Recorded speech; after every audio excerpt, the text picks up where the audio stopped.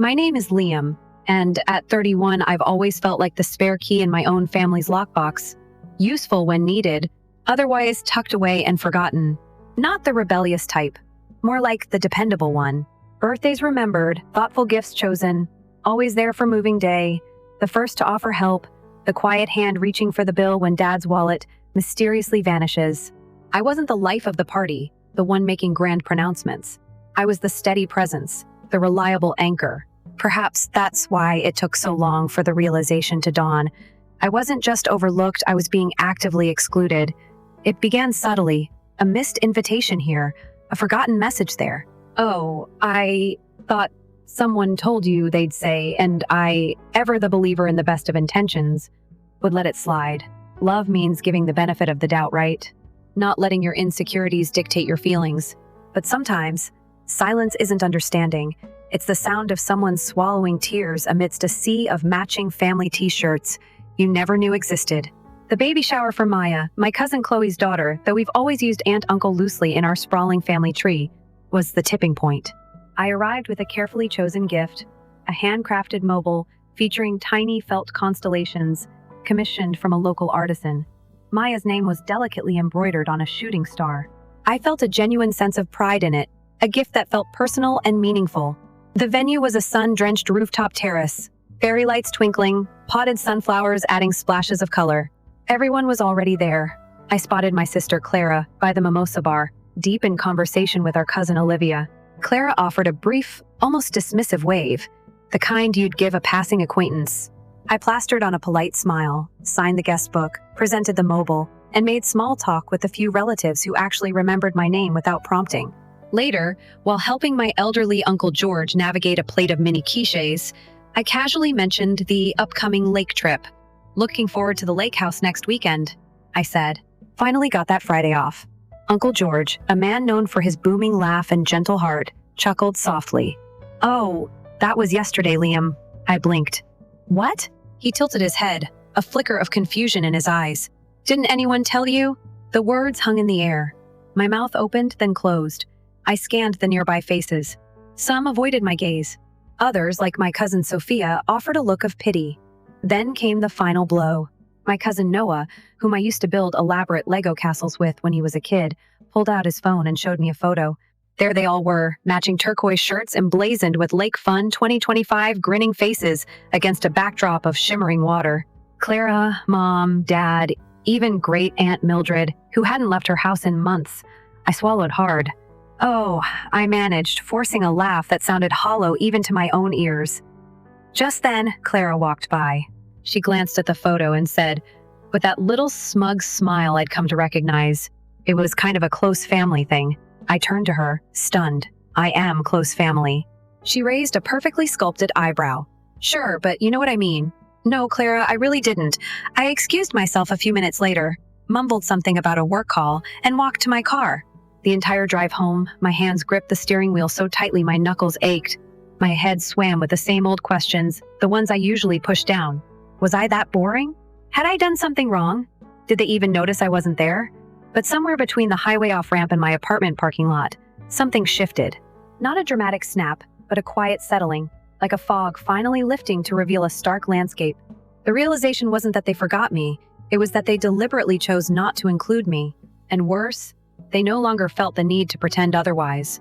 I sat in the parking lot for almost an hour, staring at my phone, scrolling through old messages, group texts, social media posts, calendar invites.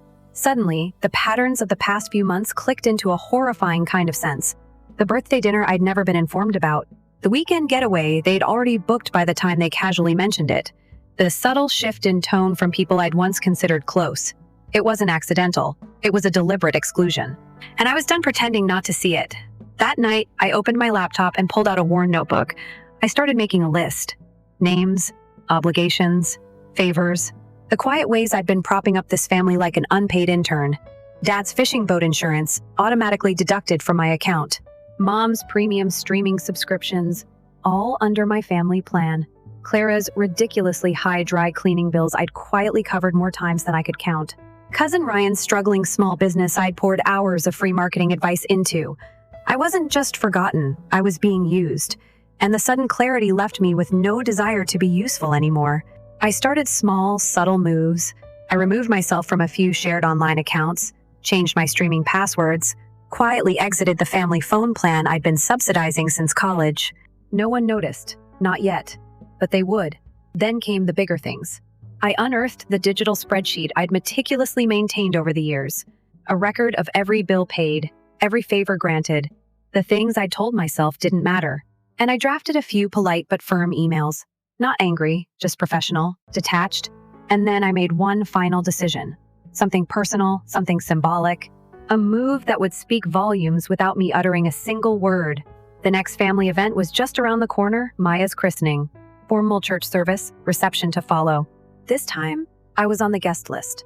Surprisingly, probably because I still owned a decent camera and free photography was always appreciated. I RSVP'd, smiled, played along. But what I had planned for that day, well, let's just say it would ensure no one ever forgot me again. And that's when things took a truly interesting turn. The morning of Maya's christening dawned crisp and clear, the kind of late spring day that feels like a fresh start.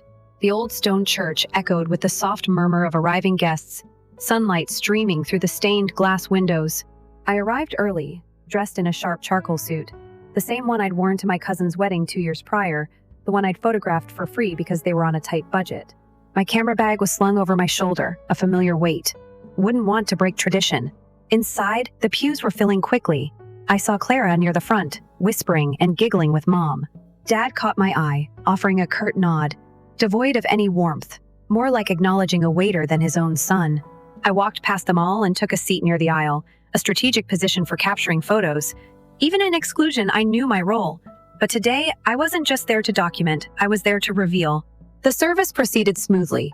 Maya offered a brief, dramatic cry during the baptism, met with coos and applause as if it were part of the program. I snapped a few photos, more out of habit than genuine engagement. But while everyone's attention was fixed on the altar, my gaze kept drifting to the front row. Clara, Mom, Dad, Cousin Olivia, Aunt Carol, a tight knot of shared amusement, whispering and nudging each other like they were privy to some inside joke I'd never understand. I wasn't laughing. I was observing, memorizing. After the ceremony, everyone migrated to the church hall for the reception. Modest but tastefully decorated.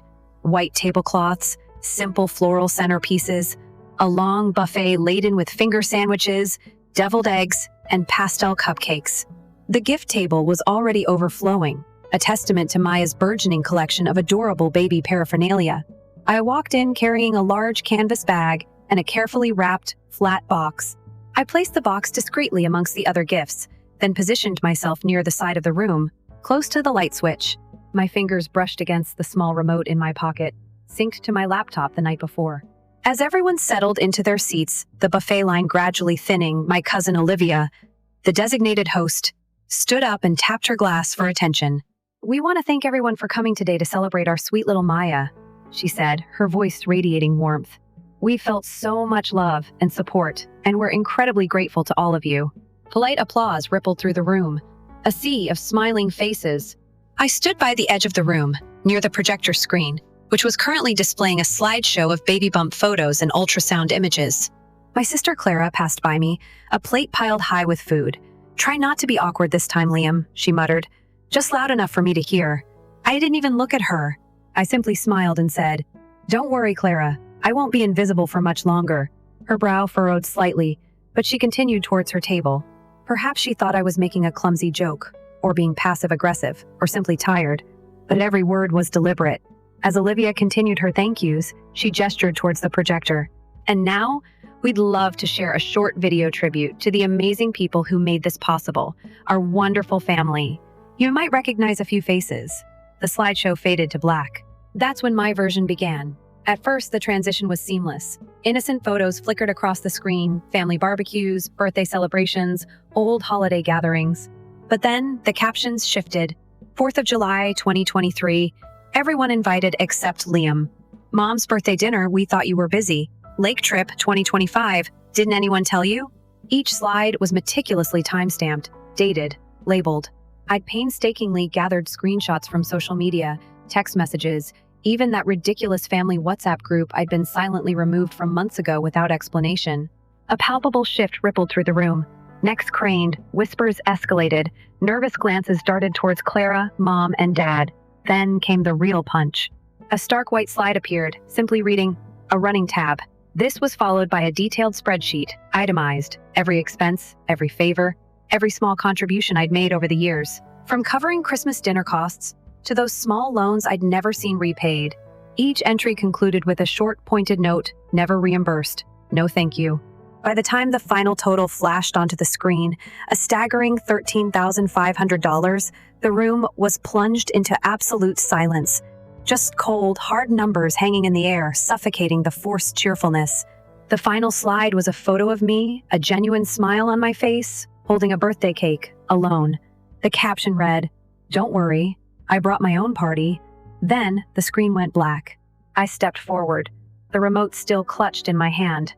My voice, when I finally spoke, was calm. Too calm, perhaps.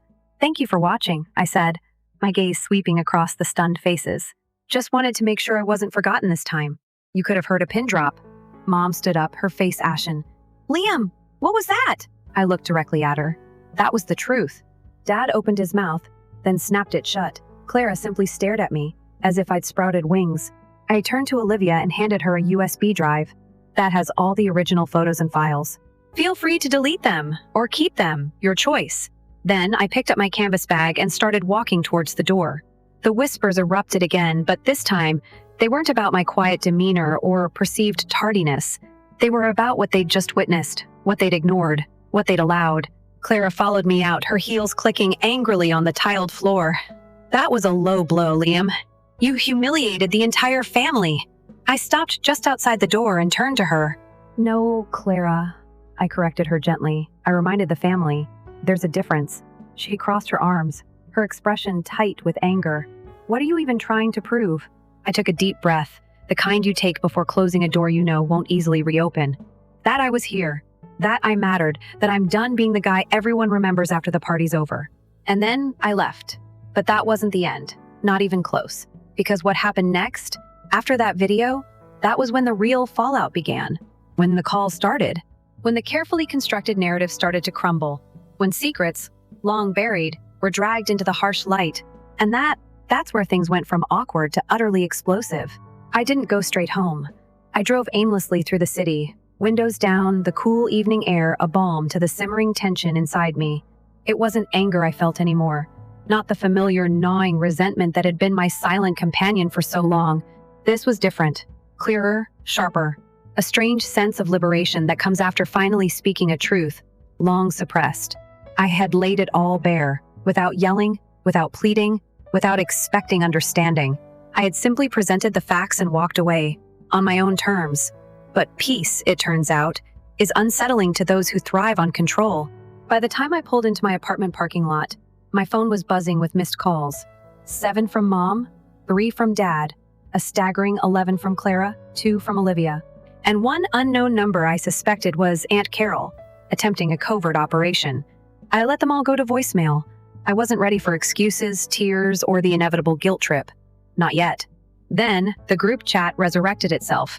The same family group chat I'd been unceremoniously removed from 6 months prior. Apparently, now was the opportune moment for a digital intervention. The notification popped up as I was making a cup of tea. Liam has been added to family fun. The first message, predictably, came from Clara. Okay, well, that slideshow was completely inappropriate. This was a christening, not your personal grievance airing. Mom followed swiftly. Liam, honey, that was incredibly hurtful. You embarrassed us in front of everyone. Couldn't you have just spoken to us privately? Olivia chimed in, her tone a carefully constructed blend of concern and disapproval. Liam, I understand you're upset, but airing all of that at Maya's christening? Not the time or the place. And then, Dad's contribution, grow up. Just those 2 words, grow up. No acknowledgement of the years of silent support. No hint of understanding. Just the man who'd happily accepted my financial help without a second thought, telling me I needed to mature. For a long moment, I stared at my phone. The urge to respond, to unleash a carefully worded essay dissecting every instance of being overlooked, every unacknowledged favor, every forced smile, was almost overwhelming. But then, I realized the futility of it. Their minds were already made up. I was quiet Liam, helpful Liam, the one who never said no, the one they only noticed when they needed something or when he dared to deviate from his assigned role. So I didn't respond. I simply left the group. That's when the individual text messages began, each more frantic than the last. Clara tried again. You've made your point. Can you please stop now? You're making things worse. Mom's followed. You've always been dramatic, Liam, but this is too much. We were just trying to protect you from feeling out of place. Protect me? From my own family? The irony was thick enough to choke on. And then Olivia, ever the peacemaker, maybe you could come over for dinner? Just us. We can talk. I ignored them all. I didn't want a forced, uncomfortable dinner where someone microwaved leftovers and pretended it could somehow mend years of neglect. I didn't want the strained smiles, the defensive jokes, the desperate attempts to just move on, because I wasn't moving on. Not yet. 3 days later, the dynamic shifted. It started with a call from an old colleague, Ben. Hey, Liam, he said, a curious note in his voice. Why is your sister asking about your job? What? Yeah, she DM'd me on LinkedIn, said she was worried about you, that you were acting out and wanted to know if everything was okay at work. Asked if your sent emotional state had been affecting your projects. I froze. What? Yeah, man, it was kind of weird. Ben didn't press, but the implication hung heavy in the air. Clara had never shown the slightest interest in my professional life, unless she needed me to proofread her resume. Now, she was actively trying to undermine me, to paint me as unstable before I even had a chance to speak my own truth. That same evening, I checked social media. The family was in full damage control mode. Olivia had posted a lengthy, heartfelt caption beneath a photo from the christening, strategically cropped to exclude any hint of the slideshow incident. Family is everything, it read. We may not always be perfect, but we always show up for each other. Sometimes when people feel left out, they lash out. Let's all remember to extend love and understanding, especially during difficult times. The comment section was a carefully curated echo chamber of passive-aggressive sympathy. Praying for your strength, Olivia. Some people just crave attention. You're the bigger person. Keep shining. I didn't comment. I didn't even like it. But I screenshotted every single word. What my family had consistently underestimated was that my quiet nature didn't equate to obliviousness. Just because I wasn't the loudest voice in the room didn't mean I wasn't listening, observing, remembering. So, while they scrambled to rewrite the narrative to portray me as the unstable, bitter, selfish one, I began preparing my next move, not revenge, not exactly. More like a quiet unveiling. I started gathering proof, not just the emotional tally, but the tangible evidence. Bank statements, digital payment records, email threads, text messages, every instance where I'd extended a helping hand and been met with indifference or outright exploitation. The years of covering Dad's fishing trips, the countless times I'd bailed Clara out of impulsive shopping sprees, the hours I'd spent designing flyers for Ryan's struggling pet-sitting business, all documented. And then, something unexpected happened. Maya's other aunt, Chloe's sister, Sarah, reached out. We hadn't spoken in ages, but her voice on the phone was hesitant, subdued, like someone witnessing a slow-motion train wreck. Liam, she said softly, I saw the video, and I'm so sorry. I blinked, surprised. You are?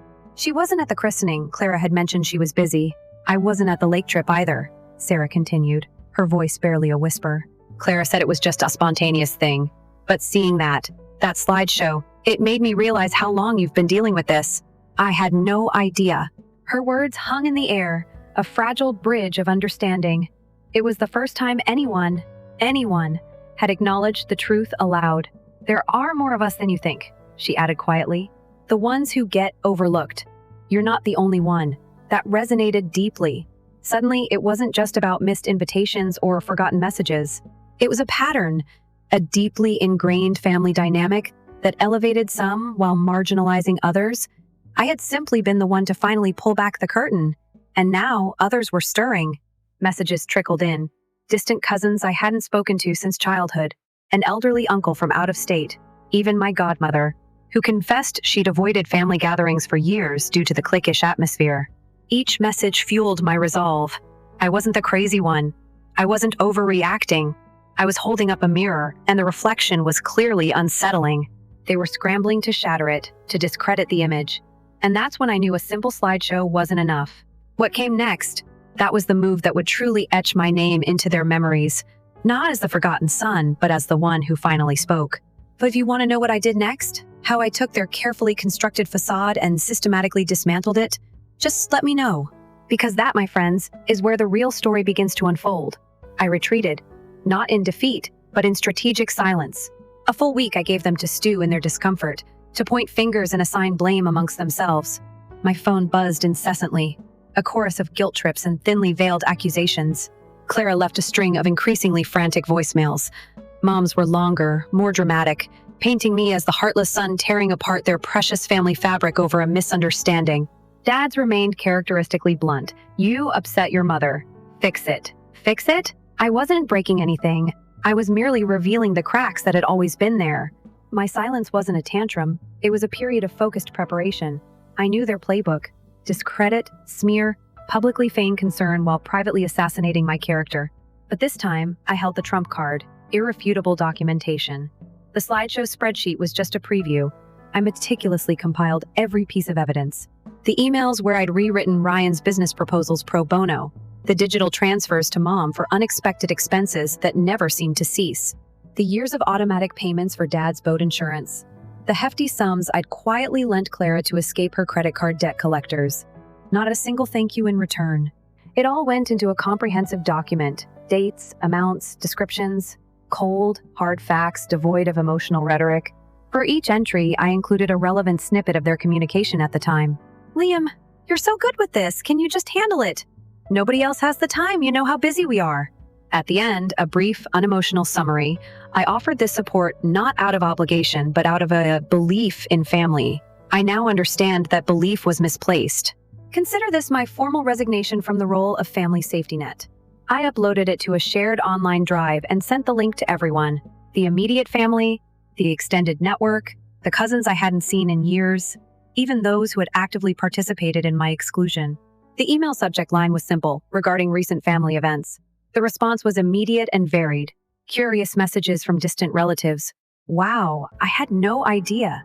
This actually explains a lot. One even wrote, "You just put into words what half of us have felt for years." Then came the predictable backlash. Mom called, her voice a tightrope of anger and wounded pride. "How dare you air our private matters to everyone? This is family business." My reply was calm, unwavering exactly. The line went dead.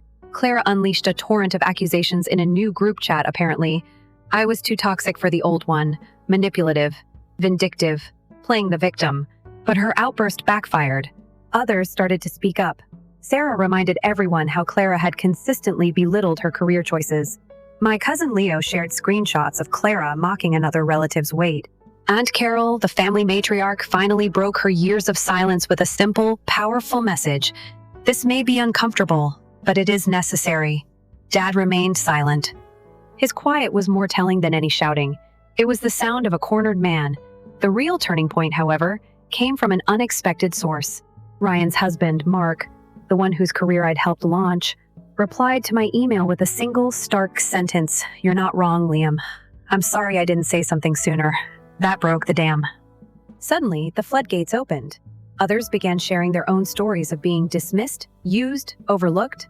The carefully constructed facade of familial harmony shattered, revealing the messy, unequal dynamics beneath. Within days, the matching shirts and forced smiles felt like a distant, embarrassing memory. As for me, I remained outside their orbit. The passive-aggressive invitations and hollow olive branches went unanswered. I found a quiet satisfaction in their absence.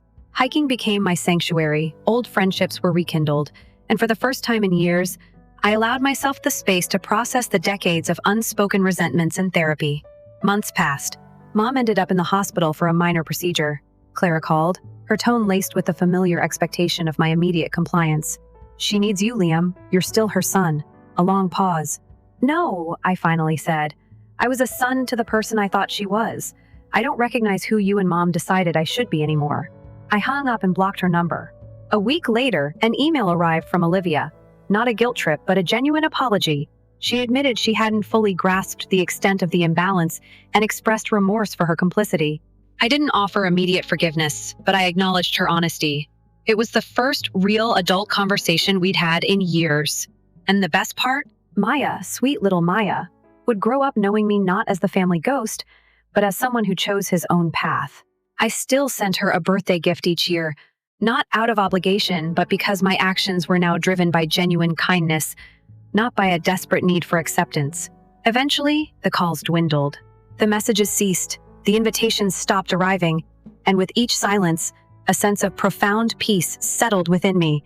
For the first time in my life, I wasn't an afterthought. I wasn't a helper, a ghost, a wallet, a plus one.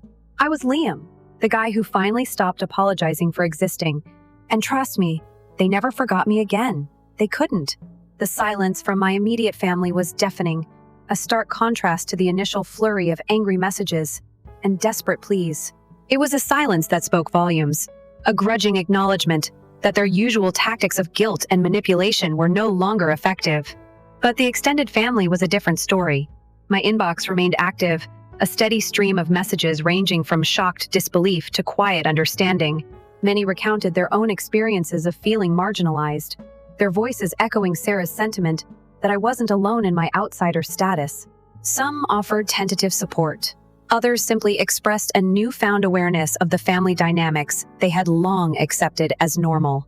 My godmother, Eleanor, a woman whose quiet strength I had always admired, sent a particularly moving email.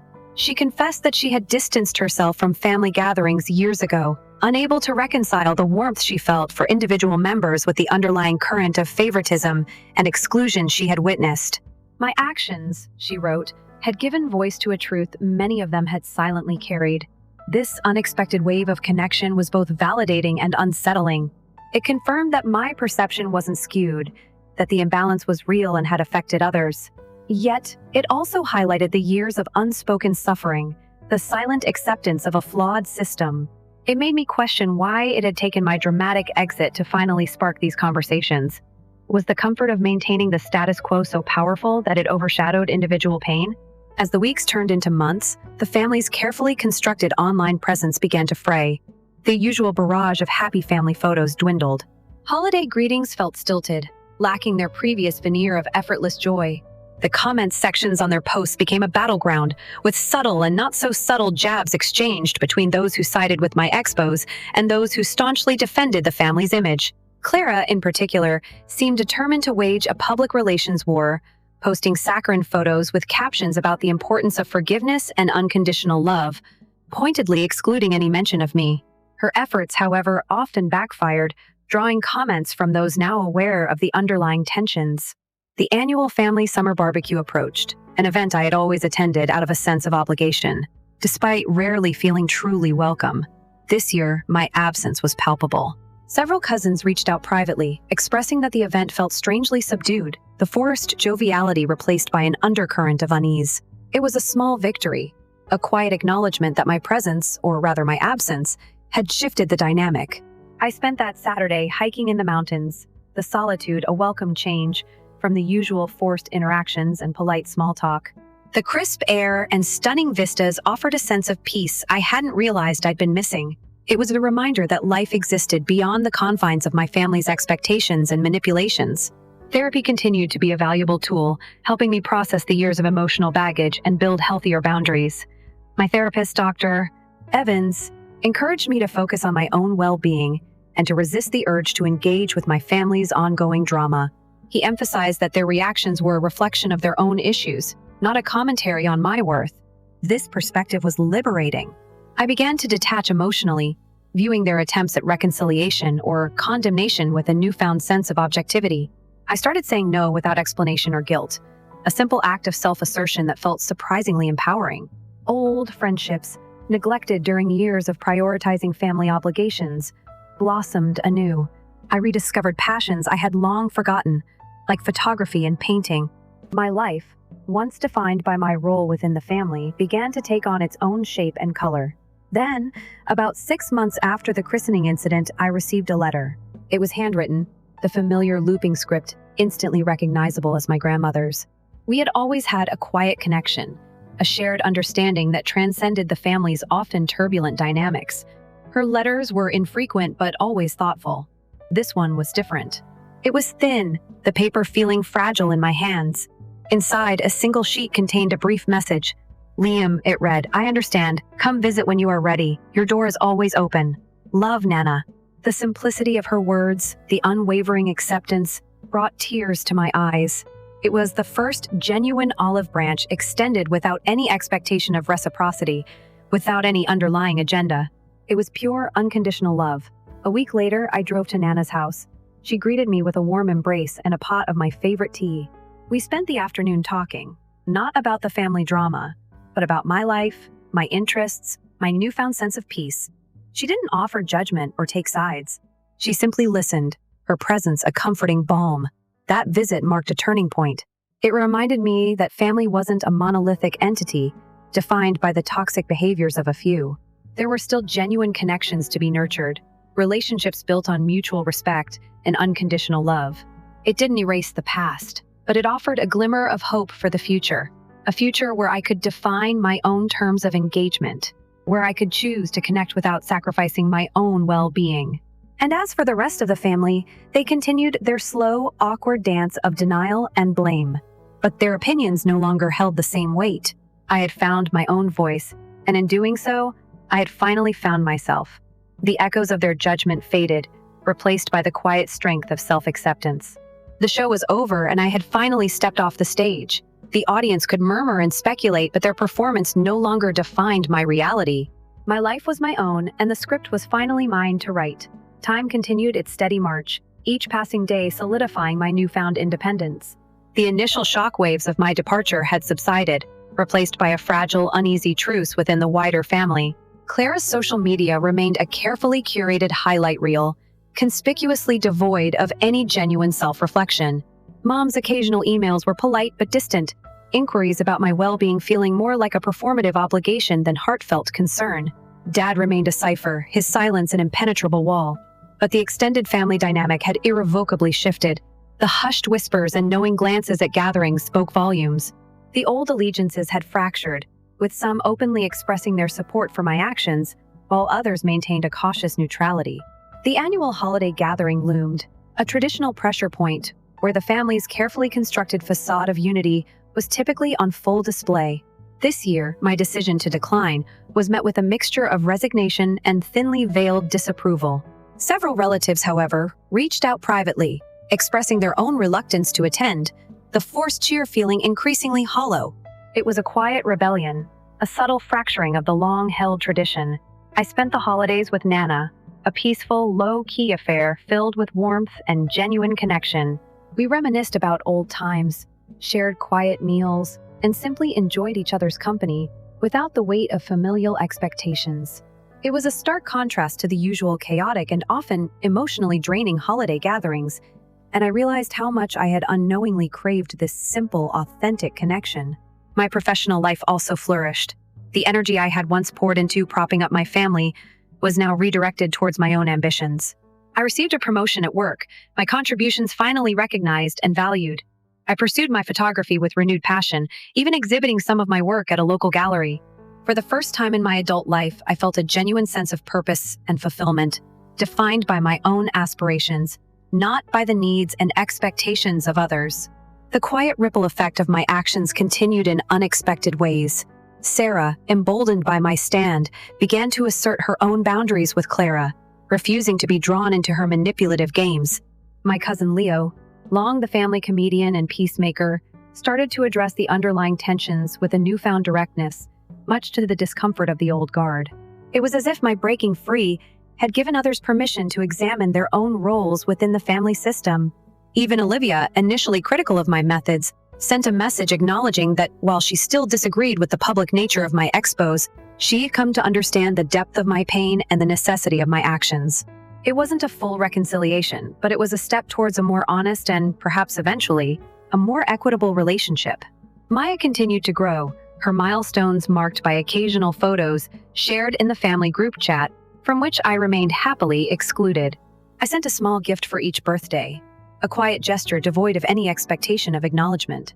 My connection with her was separate from the tangled web of family dynamics, a small seed of goodwill planted in fertile ground.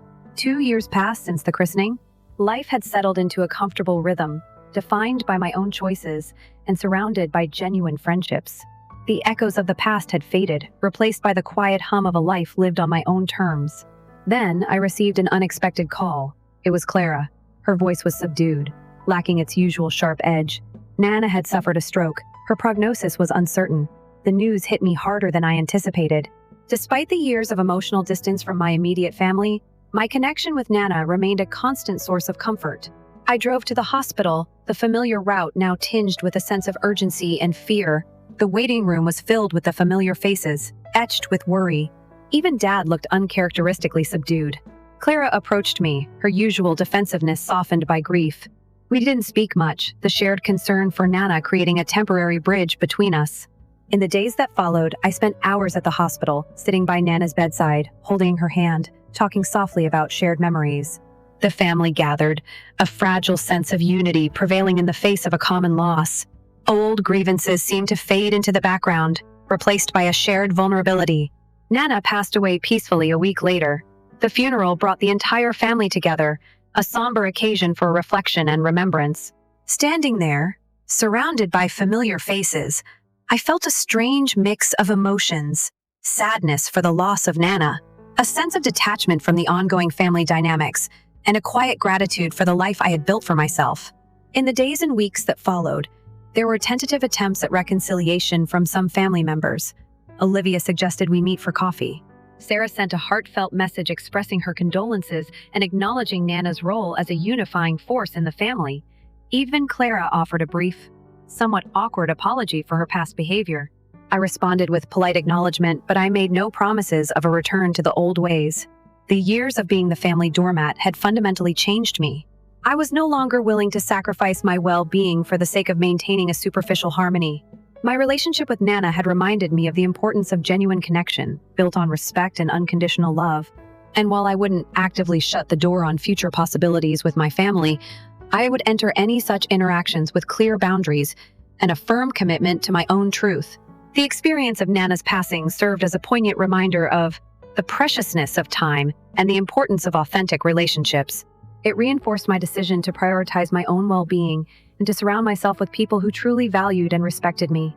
The family would continue in their own way, navigating their complex dynamics, but I would navigate my life on my own terms, carrying the lessons of the past as a guide, not a burden. And in the quiet moments, I would remember Nana's unwavering love, a beacon of light in the often turbulent waters of family. Life settled into a new rhythm after Nana's passing, a quieter existence marked by a deeper appreciation for genuine connections. The immediate family dynamic remained largely unchanged, a polite distance punctuated by occasional, superficial interactions. Clara continued her carefully curated online persona, the narrative of a loving, albeit slightly misunderstood, sister. Mom's communications remained infrequent, tinged with a subtle undercurrent of hope for a return to the old ways, a hope I no longer shared. Dad's silence persisted, a familiar and now accepted characteristic. But the extended family landscape had been irrevocably altered. The shared experience of Nana's loss, coupled with the lingering awareness of the truths I had unveiled, had fostered a new level of honesty among some. Sarah and I developed a genuine friendship, built on mutual understanding and a shared history of feeling like outsiders. We spoke regularly, offering each other support and a space to process our family experiences without judgment. Olivia, while not becoming a close confidant, maintained a cordial relationship, our interactions marked by a newfound respect. Even some of the more distant cousins, initially hesitant to acknowledge the family's flaws, began to reach out occasionally, sharing their own stories and seeking a sense of validation. The annual family events, once sources of anxiety and forced smiles, became easier to navigate. My presence was no longer met with the same level of awkwardness or thinly veiled resentment. While the underlying tensions hadn't completely vanished, there was a palpable shift towards a more respectful, albeit still somewhat distant, coexistence. I attended out of a sense of connection to the extended family, particularly Nana's siblings and their children, with whom I had always shared a genuine affection. My interactions with Clara, Mom, and Dad remained brief and polite, devoid of any expectation of a return to the intimacy of the past. I had accepted that our relationships had fundamentally changed, and I was content with the new boundaries. My personal and professional life continued to flourish. My career progressed, offering new challenges and a sense of accomplishment. My photography evolved, my work gaining recognition within the local arts community. I cultivated a close circle of friends, relationships built on shared interests and mutual respect, a stark contrast to the often transactional nature of my familial bonds. I learned to embrace solitude, finding peace and rejuvenation in quiet moments of reflection. The need for external validation, particularly from my family, had diminished, replaced by a growing sense of self-acceptance. Maya continued to grow, her milestones occasionally shared through impersonal group messages. I maintained my tradition of sending birthday gifts, a small gesture of goodwill towards a child untainted by the complexities of adult family dynamics. There was no expectation of reciprocation, no hidden agenda, simply a quiet acknowledgement of her existence. Years passed, marked by the subtle shifts and quiet evolutions of life. The dramatic upheaval of the christening slideshow had faded into the realm of family lore, a story occasionally whispered among the more candid members. My name was no longer synonymous with the ungrateful son, but had taken on a new connotation, the one who dared to speak the unspoken truth. The family, in its own imperfect way, had begun to adapt to the new reality. The carefully constructed facade of perfect unity had crumbled, replaced by a more fragmented, albeit perhaps more honest, existence. There were still disagreements, still moments of tension, but there was also a newfound awareness of the underlying dynamics, a subtle shift towards a more equitable distribution of emotional labor. I remained on the periphery, connected to certain members through genuine affection, but no longer bound by the expectations and manipulations of the past. My life was my own, defined by my own choices and surrounded by relationships built on mutual respect and authentic connection. The silence from my immediate family no longer held the same sting. It was simply the sound of a closed chapter, a relationship that had run its course. And in that silence, I found a profound and lasting peace. The echoes of the past had finally faded, replaced by the quiet strength of a life lived authentically, on my own terms. They never forgot, not because of lingering resentment, but because my actions had forced a reckoning, a long overdue confrontation with the truths they had long ignored. And in remembering, perhaps, they had finally begun to understand. Story 2. As a 34-year-old Ryan, I've learned over the past 10 years that family doesn't necessarily imply love, support, or even respect. Occasionally, it's simply those who have your last name and believe that they can treat you any way they choose. Naturally, I didn't always feel this way. I used to cling to every small compliment and yearn for their acceptance, every infrequent instance in which they made me feel important. However, I developed the ability to control my expectations over time. I believed I had, however. This Easter, I volunteered to host dinner again. Not because I imagined things would be different, but because my mom guilt tripped me with her. Typical. Your dining area and kitchen are the best. Ryan, you know how exhausted I get, and your sister's house is too small. Every Christmas, the same music played, and I always caved in. I had prepared the guest rooms, cooked meals that I knew everyone liked, and thoroughly cleaned the house over the course of 3 days. Yes, even my brother's peculiar gluten and lactose-free dish. When they arrived 2 hours late, I didn't mind. I attempted to shake off the customary heaviness in my chest that always seemed to settle around my family, and I grinned and gave them all hugs. My mother showed there with her trademark cloud of perfume and a passive-aggressive comment about how steep the driveway was and how I would need climbing equipment. 2 years younger than her, but nonetheless still regarded as the jewel in the family's crown, my brother Matt entered behind her while already browsing through his phone. Amber, his wife, asked if the guest restroom had paper or genuine hand towels before placing her expensive suitcase on the foyer table without even saying hello. The last person to come was my sister Lacey, who was dressed in a flowery sundress and had a phony grin that stopped short of her eyes. We hadn't spoken much since the Christmas blowout, but I still laid out her favorite drink and a vegan choice for dinner. It was a stressful dinner. As usual, I took on the role of host, restocking bread baskets, racing to the kitchen to make sure everything was warm, refilling water glasses, and feigning ignorance of the hushed talks taking place without me. Every time Lacey made a crude joke, Amber let out a big laugh, one of those theatrical, attention-seeking cackles, and she let it loose. Mom's eyes would flutter toward me anytime something embarrassing came up, but she never said anything. She never had to. Her words were never as loud as her quiet. There was a pause of stillness when I eventually sat down after making sure everyone had second helpings and full plates. I hoped maybe, just maybe, someone would appreciate the effort that maybe my mother would sometimes say, "Thank you," or maybe simply smile at me like I belonged at the table. Instead, she gave me that tight-lipped, icy look that she saved for when I let her down. Then, rather clearly, she said it, "By now, you ought to be accustomed to being excluded.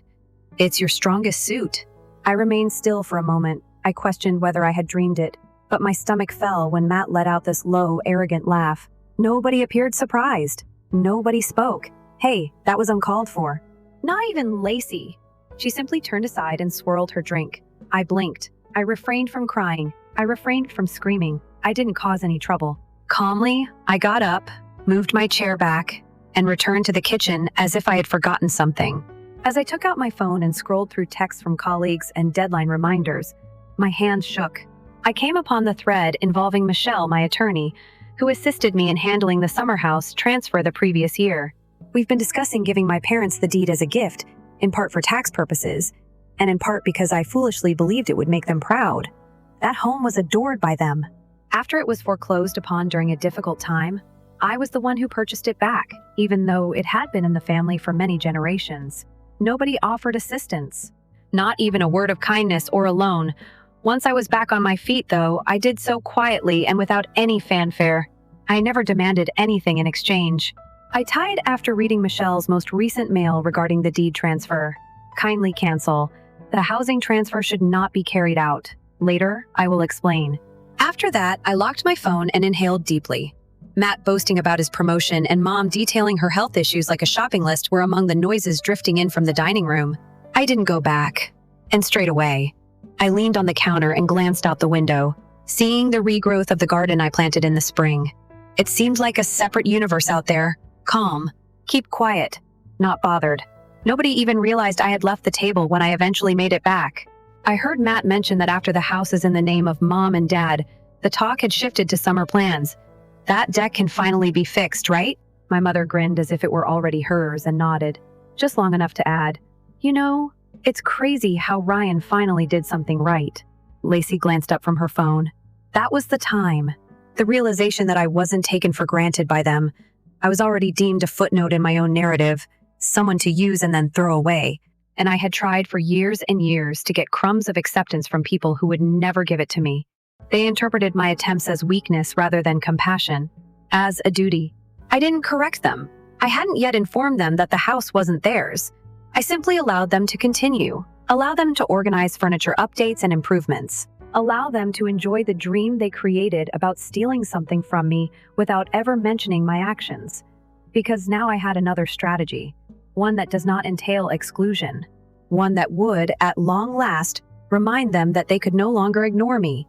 I simply grinned and waited as they chuckled and raised a glass to an unattainable future. That night, I didn't get any sleep. Not out of stress? No. It was a peaceful waking, the type of feeling you get when a storm is about to hit. However, you have already filled the pantry and boarded the windows. I restored my own hardwood floors last fall, and I strolled barefoot around my house in the silence. There were memories, blood, sweat, and loneliness in every nook and cranny of this house. I reflected on how, in order to save money for the summer house, I had worked 2 jobs for a year straight following the foreclosure, returning from the sale. How my hands were still shaking from too much labor as I sat in that chilly lawyer's office signing documents. They did not come to assist in any way. However, the second time, the landscaping was suitable for Instagram. For months, they began referring to it as ours. My mother had been saying things like, "We'll feel like the family is back together when you sign that house over." She would guilt me in front of the others at dinner and nag me about it over the phone. She'd say, "It's your responsibility. The oldest is you." You would have thought I had given them the deed in a gift-wrapped package when I grudgingly consented to start the paperwork with my lawyer. Already they were treating it as if it were inevitable. However, it is no longer the case. Michelle sent me a note the next morning confirming that the deed is still in your name. There won't be a transfer. When you're ready, I'd be happy to go over specifics. I stared at the text for a long moment before replying simply perfect. Thank you. I placed a lock screen note to remind myself to change the entry code to the summer house gate. Then, because I'm not above a little flair, I arranged for a maintenance staff to visit up there that weekend to install a digital lock and a brand new security system rather than work on the deck. I didn't notify anyone when I had remote control while they weren't aware of it yet. Naturally, when I was excluded from their group chat, I allowed them to continue exchanging Pinterest boards, furniture ideas, and Mom's wish list for the house that wasn't even theirs. For football weekends, Matt proposed converting the back bedroom into a man cave. Lacey wanted a place to read. When no one was using it, Amber suggested that we list it for rent on Airbnb. I nearly burst out laughing when I read that statement using the pronouns we. I remained silent and observed. I waited. I received the invitation 2 weeks later. Family summer kickoff weekend was a glitzy, extravagantly planned EV that was reportedly held in my house, as though they had organized a whole celebration around a man they hadn't even bothered to involve in the planning. I read it as though it were some sort of parody of a poolside breakfast. Grill night, family trivia games, and our big thank you, Ryan toast. Attending Ryan had already filled up the RVP button. I nearly skipped it.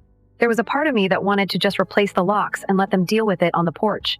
However, there was a deeper part of me that wanted to see it, to be there when everything fell apart.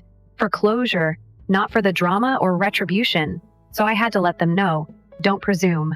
Realize, not speculate, what it's like to remove someone from their own life and how unworthy they are of being a part of mine. The start weekend's day, I wasn't there early. I waited. I anticipated that they would arrive first. I was certain that they would have the old lock's key. A time back, Matic duplicated mine without asking, but the new system would block them at the gate once they arrived. The one with the camera and updated keypad. It was almost midday when my phone rang. Matt. I let the voicemail go. Mom then paid no attention. A family group conversation follows. Ping. When it had been months since I had seen any action. The gate isn't functioning, Ryan. Give us a call. We have food, towels, and everything else as we stand here. I drank my coffee, snapped a picture, and stored it in a folder called Receipts. Then Amber texted, "You may have claimed that the vacation was canceled. That is simply inhumane." At last, Lacey left a voicemail. She spoke in a cold tone. "It's quite juvenile if this is any sort of punishment. For weeks, all of us have been organizing this. It is more than simply your home. It's a location for families. That was the last straw." I opened the group chat for the first time in over a year, and I typed, "No, it isn't. I own it. It was purchased using my money. I have signed the deed. When I lost it, none of you assisted me in getting it back. You all didn't pay a penny. You just bided your time until it was opportune for you to claim it. Today is the last day of that. I was always left out by you. This is your reminder then. I'm not sure how you fit into my life. Not even a holiday house. Take pleasure in the journey back." I then switched off my phone. After that, I'm not sure what they did. They must have stood with their mouths hanging open. With their phones in hand, they searched for someone to blame. Perhaps they got into a fight. Perhaps they betrayed one another. Or perhaps they sat quietly for a change and reflected on how they handled the one person who had always been there for them. However, this doesn't end there because of the consequences of that day. Let's just say that it extended beyond a single summer weekend. It wasn't until the following morning that I checked my phone. After all, I wasn't in a hurry. Were they going to do something? Again, yell at me, demand an apology.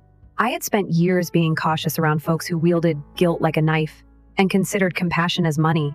I wasn't going to be the one pursuing them for peace this time. Before I scrolled through the aftermath, I prepared my coffee, opened the window to allow the breeze in, and sat down at my kitchen table with the sun overflowing over the floor. There was turmoil in the group conversation. There had been startled quiet at the beginning. Then the text quickly arrived. "I don't get it, Mom." "You agreed. The residence was meant to be for the family." "This is really petty, Matt. We depended on that site for summer. You don't get to pull the rug like that, Amber. We had groceries. Plans? RSVP. What do you think of our appearance?" Lacey, never one to pass up a dramatic chance, wrote, "I stood up for you to everyone. I assured them that you would succeed. You were simply busy," I said. "I was humiliated by you." I actually laughed out at that one. The pivot then arrived. The stage at which they recognized that the polite strategy would not succeed. They also tended toward their true opinions. "Before you suddenly jumped in and bought it, Matt, it was our family's house. Holding that over our heads is not something you deserve. You believe that you may punish us without consequence because you are successful?" Amber once more, "That's precisely why you're not taken seriously. You've never been a member of the family where money matters, even though you fling it about. And lastly, the icing on the cake. Mom, may her cunning heart be blessed. I didn't bring you up to be spiteful. How would your dad feel? It hurt. He wouldn't have approved, not because it was true. He was the only person who had ever given me a sense of belonging in this family, and he had been gone for 5 years. He had formerly owned the home. He showed me how to repair a leaking faucet, patch drywall, and construct shelving in the old garage.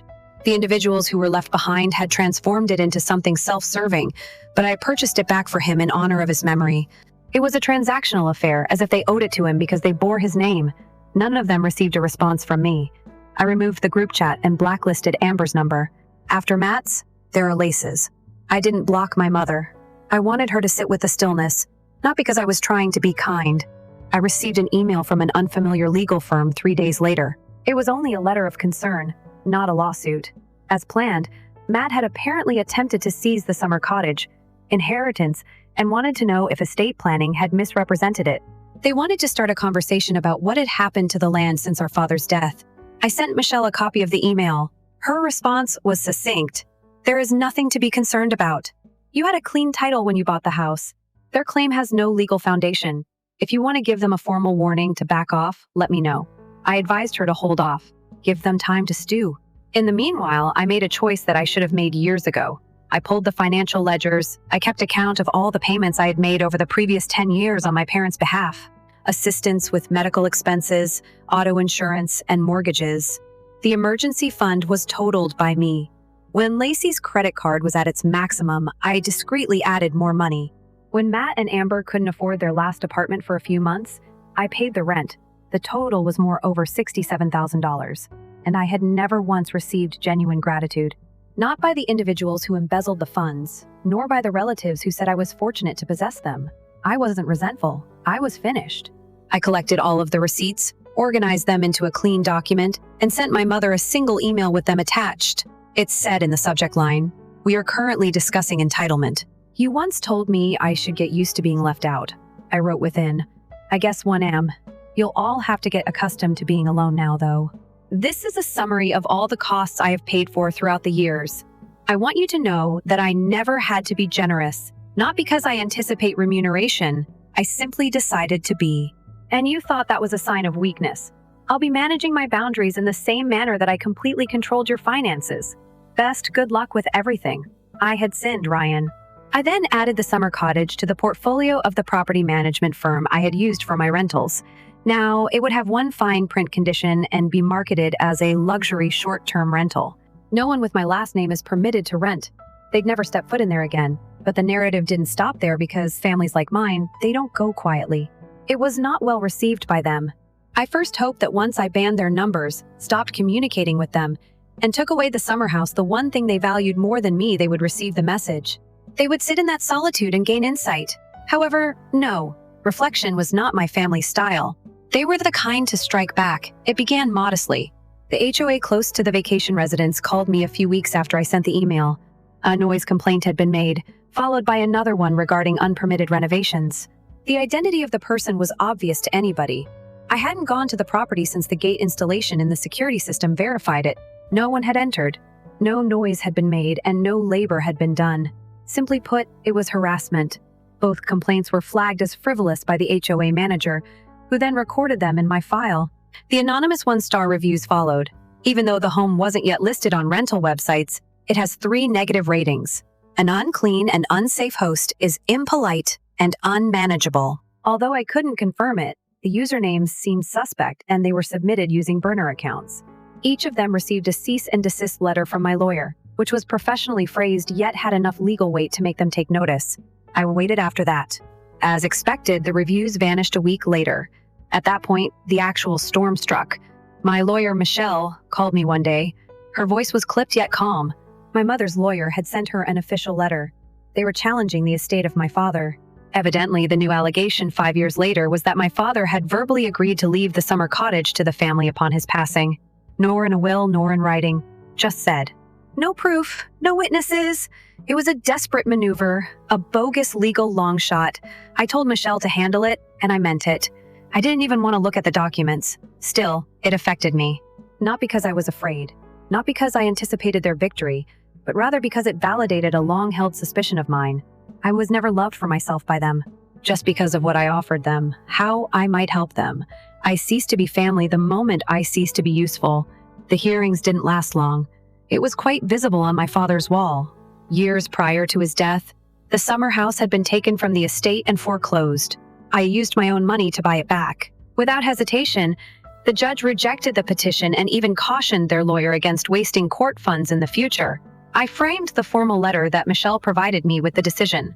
The guest room is where we met, just over the bookcase I built with my father's help when I was 15.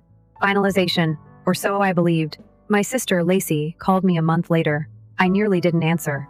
However, I didn't feel hopeful. Not at all. I swiped more out of curiosity. Respond. She spoke in a hushed, almost shy voice. I wanted to chat to you, Ryan. Is it possible for us to meet? After a moment, I spoke. Now say what has to be said. She paused. Take a look. Things became unmanageable. Mom has been going crazy. She is telling everyone that after your father's death, you have abandoned the family. History is being rewritten by her. I cut her off, even though I know I haven't been the best either.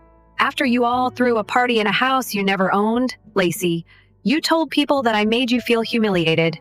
After you sat silently through my mother's humiliation of me throughout supper, I didn't anticipate her saying that, she said in a hurry. You are aware of her personality. She simply understands. No, I said. That justification is no longer valid. You are aware of her personality. Even so, you decided to laugh at her jokes while sitting next to her. Take advantage of it. Everyone did. I served as your safety net, and I answered no the second time. Abruptly on the bad guy. Quiet. Then silently. Are you truly severing our connection forever? I inhaled. I'm not interrupting anyone. I'm done being the one you all rely on and never provide anything in return. I'm done playing host. Repair her wallet. Scapegoat. You never gave me as many opportunities as I did you. And when I at last asserted my own rights, you betrayed me as if I were the issue. Thus, no, Lacey, I'm not returning. She didn't dispute. She simply let out a sigh. Mom will detest that letter. I ended the call. I didn't talk to any of them again after that. That Easter dinner was 8 months ago. Since then, I've turned the vacation home into a luxurious rental. Throughout the year, it is completely booked, with a waiting for the holidays. I reinvested the proceeds into another home, this time out in the mountains. Keep quiet. Distant thought. These days, my phone is quieter. No guilt-tripping calls, no passive-aggressive texts, and no deceptive group chats requesting that I pay for someone's error. Instead, I wake up to letters from visitors stating how much they adore the house, how quiet it was, how it felt like someone poured care into every aspect. Since I did, I replied to each one with appreciation. I gave everything I had to that location, my past, my time, and my love. I can now appreciate it for myself at last. I still occasionally think about them. Lacey, my brother, and my mother. I wonder whether they ever take the time to reflect on how everything went so wrong. I doubt that they will ever feel even the slightest remorse for how they treated me. However, it is no longer irrelevant. I've developed a life that doesn't depend upon their approval, and I feel entire for the first time in my life.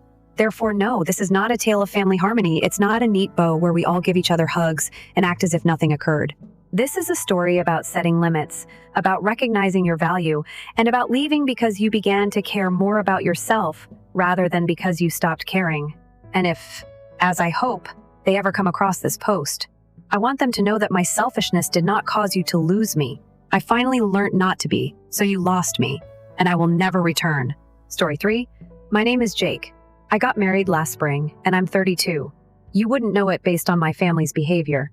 It was always clear to me as a child that my elder brother Ethan was the favorite. He was more boisterous, flamboyant, and charming, and he seemed more worthy in our parents' eyes. I was the more reserved one, the child who managed things on his own, who didn't generate drama, and who received high marks without being questioned. I convinced myself that was okay at the moment. In any case, I didn't want the attention. I had my own little world, my guitar, and my books. However, the veil was peeled aside when Ethan got engaged 3 years ago, and I saw how much they would sacrifice for their golden boy. His nuptials were an elaborate affair. I'm referring to a 3-tier dessert that resembled a sculpture performed in a private location by the Lake String Quartet, who were brought in from another state, and a Greek honeymoon. Paid for, of course, by our parents. For the ceremony, they even gave him a brand new, custom-tailored outfit that cost $3. Oh. I recall seeing the whole thing play out, smiling and clapping like a good little brother. I heard our mother chatting to a family acquaintance, despite the fact that I was essentially invisible the whole weekend. Ethan has our utmost admiration. We've always known that he will succeed. That statement reverberated in my mind like feedback from a microphone while I stood there with a glass of champagne and nodded courteously. The one who would succeed. By then, I had a full-time job in technology. In addition to helping my parents pay for certain medical expenses the previous year, I had recently completed repaying my school debts. Ethan did, however, make it. Time travel to last year, when I asked Leah to marry me. In the middle of a soggy lunch beneath a little gazebo close to where we originally met, she said yes. Respect your personal time. Early on, we made the decision that we wanted something modest yet significant. Simple, not ostentatious. We used all of our personal funds to create a budget of around $12,000. Nevertheless, I contacted my parents and Ethan in the hopes that they would want to participate and perhaps assist with certain aspects of the day, as Leah's family did. I had not anticipated a $40,000 gala. I wasn't really anticipating a catered rehearsal dinner, but I thought, I hope they care. Instead, I received months of being treated like a bother. Mom said, "Jake, you know we're still paying off Ethan's wedding in response to my request for her assistance with the flowers or even some of the food. On your own, you're doing great." She said, "Well, if you're not doing it properly, I don't want my name attached to it," when I assured her that we were handling it ourselves and that I only needed her opinion on a few minor points. When my dad did reply to my texts, it was usually with a one-liner like, "I'm not sure we'll make it. Depending on the job, ask your brother instead. He's skilled at these stuff." The bridal shower was missed by them. They made no offer of hosting. It wasn't until the week prior that they even inquired about the location. I made an effort to ignore it. I repeatedly told Leah, "Everything is all right. They simply aren't very good at these things." But I was devastated in my heart. I couldn't shake this heavy, horrible sensation in my chest, like I was reliving every missed birthday and tossed off success from my youth in slow motion. Leah was also able to see it. Every time someone inquired as to why my family wasn't more interested, she would softly grasp my hand. When the wedding day finally arrived, we gave it our all. One of my old college pals played an acoustic guitar, and there were fairy lights hung around the trees at the intimate, tiny outdoor garden location. Leah appeared as though she were part of a picture.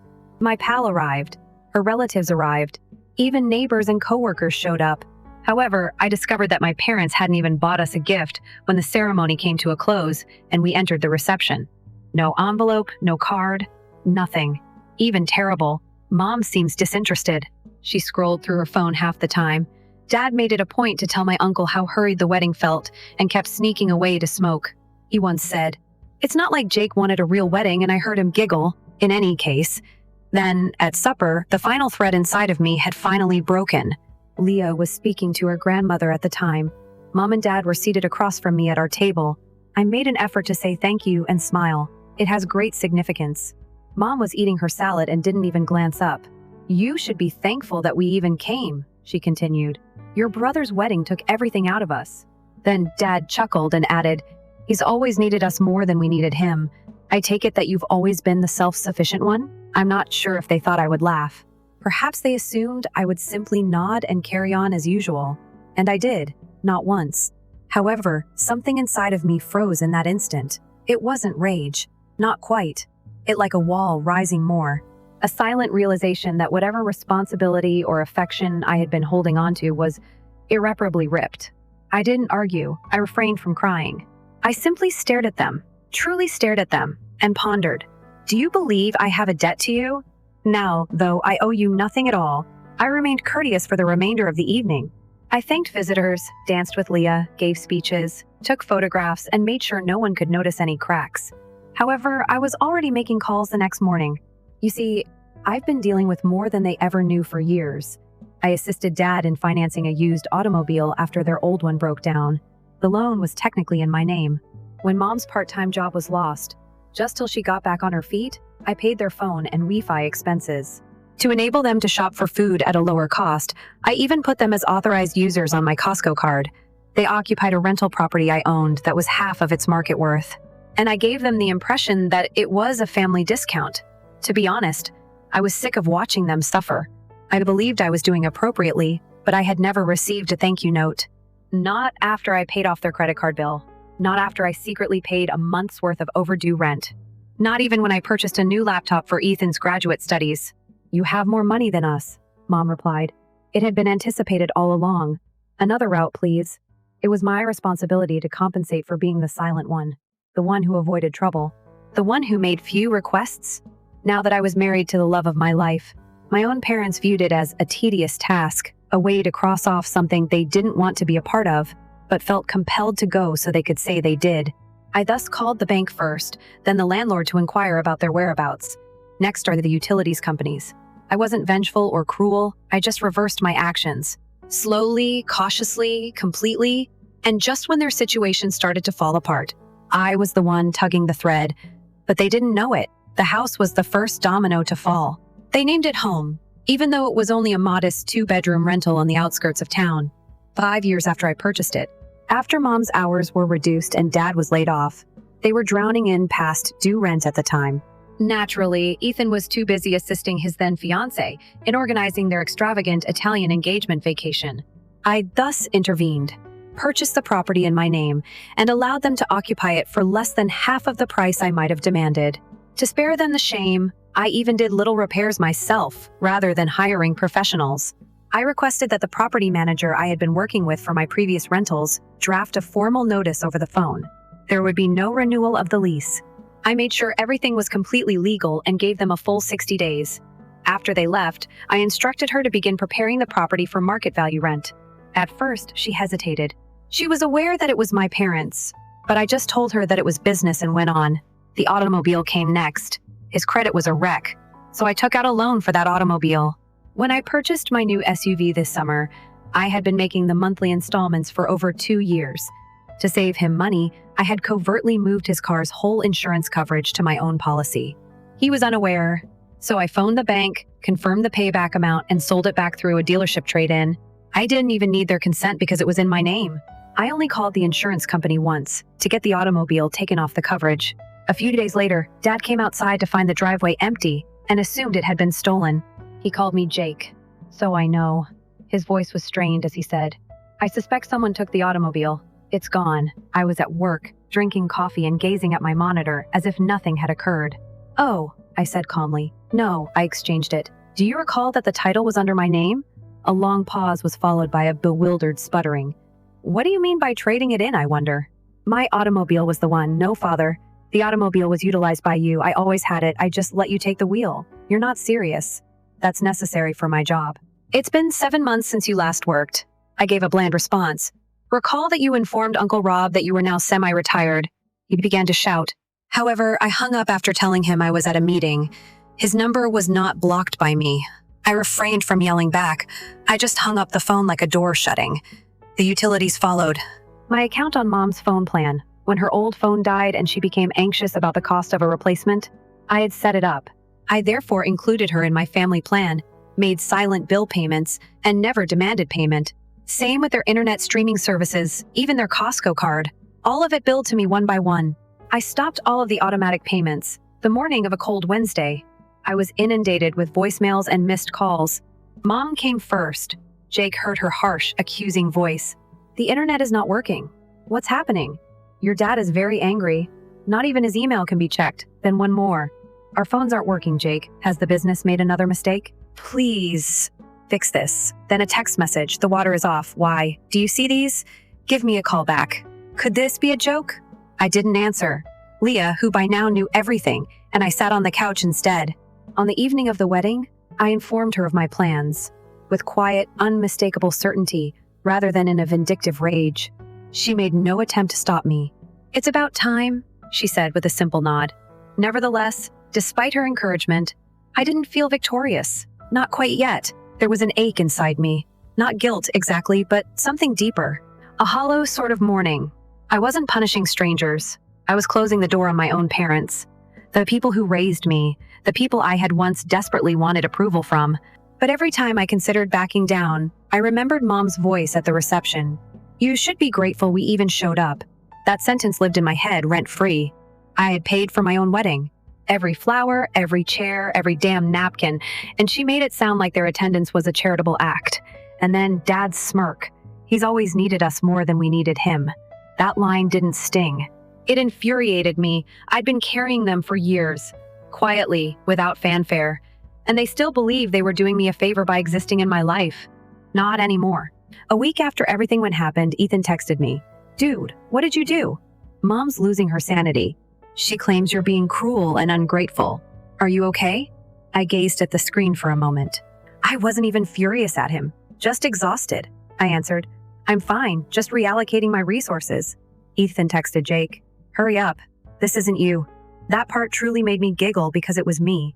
They simply weren't accustomed to this rendition. The quiet, well-mannered younger sibling who never objected and never advocated for himself. Never requested to be seen. I typed another response as a result. This might be me. You just didn't notice. I received no answer. By the way, Leah's family had been incredibly kind and encouraging during this entire ordeal. Every week, her mother gave us a call to say hello. I received articles from her father. He believed I would enjoy it. They were like sons to me. I showed up when it counted, and I adore their kid. Not because I paid their expenses. I gained clarity from that contrast, but it also made everything sting more. Love isn't measured in what people say at large gatherings. Who helps you clean up afterward is a good indicator. On a random Tuesday, who inquires for your well-being? Who shows up when it matters and who recognizes when anything is amiss? My parents physically attended my wedding, but they never made it emotionally. And now, as their world started to get smaller, bill by bill, ease of use, for convenience, I had no desire for vengeance. I was liberated. Nevertheless, I was aware of the impending storm. 3 days later, the storm struck. A letter was the first step. Certified mail. I had already authorized the property management to forward it. It was airtight, formal, and straightforward. There is a 60-day notice period to leave the property located at 118 Maplewood Drive. We won't be renewing your lease. We hope the best for you. The repercussions didn't even require my presence. Naturally, though, they made sure I would hear it. First came the voicemail from Mom, half enraged, half frantic. What's this letter about, Jake? Why would you consider evicting us at all? Is there a mistake here? Give me a call immediately. This isn't amusing. Then one more. Her voice wavered. Right now, like he's about to have a stroke, your father is pacing about. You don't mean this. This isn't what you mean. It's been 5 years since we moved here. Dad sent a message after that, and in record speed, he moved from being angry to manipulating. I am dissatisfied. Jake. If it weren't for my advice in college, you wouldn't even have your job now, despite everything we've done for you. You must mature. It's family. I took a time to think about that one. I kept my hand over my phone. A little fluttering part of me still wished that things were different, that perhaps they would see me clearly for the first time if I simply put everything out and explained everything. However, I was aware. They were unwilling to comprehend. All they wanted was control again. I didn't answer. I waited till the weekend instead. Then I drove to the house to get the extra keys I had hidden in the storage box out back, not to converse or quarrel. They weren't home, I knew that. Like clockwork, they had lunch with some family friends every Saturday at noon. I noted the scuff marks in the hallway as I silently strolled through the old location. Mom insisted on the same cheap curtains and the stack of unread mail. It still looked good. This place was cold, no more. All they had was a home long enough to be mistaken for something they had earned. Inside, the first placed a little envelope on the kitchen table. A comprehensive list of all the payments I had made was printed out. Rent reductions, monthly utilities, loan balances, food delivery, and any other unspoken favors. Each unrecognized lifeline. $62,500, sis, the lowest total. I had written in plain black ink at the end. This is what it looked like to never need you. After that, I put the key back in my pocket, shut the front door, and drove home. That evening, Ethan showed up at my place. No text, no warning. Knocked on the door as if we were still brothers who came over for beers and football games. Before I could reach the door, Leah responded. Hello, Ethan said sheepishly and awkwardly. Is Jake present? I crossed my arms as I turned the corner. I didn't anticipate seeing you. I assumed, he said, feigning amusement. Mom is a mess, but I'm not here to argue. Dad is threatening to get an attorney. They claim that you caught them off guard. I didn't catch them off guard. Calmly, I answered. They simply wouldn't look. He stroked the back of his neck and let out a breath. You're trying to ruin them, they said. I said, I'm not going to ruin anyone. I recently finished funding them. Ethan surveyed the area as though he had never seen my house before. The peaceful ease of it. The framed honeymoon picture of Leah and myself. The new furnishings I had saved for the life I had created. Everything was going to be left up to you, he said, in their will, you know. The savings, the house. I couldn't resist laughing. A hollow, bitter sound. Ethan, the house is not theirs. Along with the savings, I do. The savings are me. A step closer, he appeared surprised. Speak steadily and quietly. Because it was simpler than confronting the reality, they allowed you to continue living your entire life with the belief that you were the family's focus of attention, that everything has been held together by me, silently, without cheering, without anticipation, but I'm finished now. He appeared to be about to protest, but instead he simply nodded, his jaw clenched, and turned to go before he left. Tell them the 60-day clock is running out, I added. I'm going to list the house for sale after that. He turned to face me even as he froze back. You truly don't give a damn anymore? I gave a shrug. I'm concerned. I just don't enable. With a gentle click, the door shut behind him. I felt light for the first time in a long time when Leah put her hand in mine. I had finally chosen myself, not because I had harmed them. However, the drama was far from ended. Not quite yet. Because I got a certified and stamped envelope from a law firm 2 days later. Inside was a letter. My parents wanted to sue me for financial exploitation, emotional pain, and wrongful eviction. I simply grinned. As the sun peeked through the blinds, I carefully sipped my coffee and read the letter 3 times. Really, it was comical. This is the type of amateur legal scare technique you could anticipate from someone who believed they knew real estate law after binge-watching courtroom dramas. I was accused in the letter of misusing my power, controlling finances, and my personal favorite, using family responsibilities as a weapon. I nearly spat out my drink at that last one. Leah noticed the envelope in my hand when she entered the kitchen.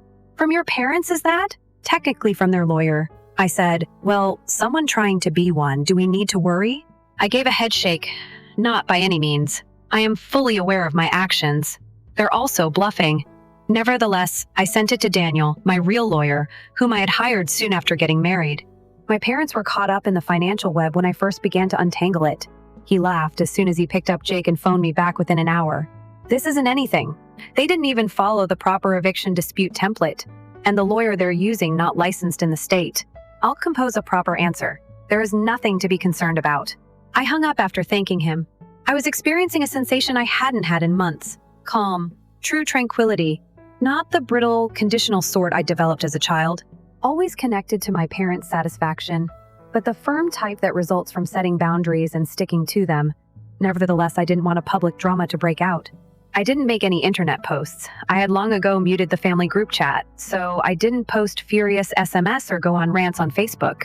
I simply lived a calm, tidy life as the 60 days passed. The reprisal was swift and inevitable. They tried guilt first. Mom called and left a tearful message, expressing her embarrassment and her inability to accept that her own son would be unfaithful. She pleaded with me to think again. Made me think of everything we've done for you. When forced into a corner, she invariably employed the same evasive cliches. Anger followed. Dad sent a message. I'll let them know what you're up to. You're self-centered, chilly. We open this universe to you. We are also able to remove you from our will. I responded to it. You did it already. On an emotional level? A long time ago. Then there was stillness. That simmering quiet that watches and waits for me to break. I didn't. Rather, I got ready to sell, cleaned up the property, took fresh pictures. Headed. Accepted. I underestimated its value. Thanks to some of the cosmetic improvements I had paid for over the years and changes in the market, the number didn't make me grin. I simply put it under what comes next. The eviction date approached, and I didn't hear a thing. Not from father, not from mother, not from Ethan. I didn't pass the residence. I delegated key collecting to the property manager. Simply said, they're gone when she phoned me that night. Left no forwarding address at all. A few days later, I received a text message from an unfamiliar number. You prevail. Mom, I hope it was worthwhile. After staring at it for a while, I decided to remove it. No response, not much fanfare, because winning wasn't the point. The goal was to finish a chapter that ought to have ended years ago. After 2 weeks, I sold the house. No hassle, cash buyer. The funds were immediately transferred to a different savings account. I opened using both Leah's and my names. That account is now the cornerstone for the future. We are constructing our own new home, one in which nobody at their own dinner table feels like a visitor. One in which who paid for what, guilt or duty, are not used to gauge love. This leads me to the section of the narrative that I was not prepared to write. 6 months after the sale, Leah and I were sitting on our back porch, simply enjoying a calm evening when we got a letter. A folded piece of paper was slid under our door, but there was no envelope. It said, Jake, you were right. I opened it gingerly, anticipating a last-ditch guilt trip or even a final passive-aggressive punch. We exploited it, we had high expectations, you were not seen by us. We also apologize. Mom, love. That was it. No big apologies. No offer to make things right. Only one phrase. A hint of something that, if it hadn't come too late, could have been accountability. I took Leah to see it. She remained silent, just out his hand and grasped my hand. How will you respond? She inquired. After reading the letter for a bit, I put it down on the table and remained silent. Since I had already completed all the necessary tasks, I didn't need an apology to validate my choices. The people who refused to give me closure when it mattered didn't need to give it to me. I had come to terms with the reality that some families never get better. Some stories don't have tidy endings, and sometimes stopping the rereading of the past is the only way to write a better future. Since that day, Ethan and I have not communicated. He arrived at my house. A relative told me that he and his spouse are expecting a child. I hope they're doing well. From afar, silently, without much fanfare. As far as I know, my parents either rented a less expensive apartment nearby or moved in with one of my mother's sisters. I don't know. They stopped trying and I stopped checking. Now, when I go through my house, I don't cringe when the phone rings. Holidays and birthdays don't scare me. I'm not prepared for guilt trips that pass for casual conversation. On Sundays, instead, I play the guitar. Leah and I dance in the kitchen while I prepare dinner. I live without apology, entertain friends, and laugh too loudly. Occasionally, when I reflect on everything, even the $40,000 wedding gift they gave Ethan and the quiet sacrifices I made at the dinner table, I am reminded to be thankful. They even arrived. No, they ought to have been appreciative, I thought with a smile. However, I have ceased to appear for those who never did so for me. It also feels nice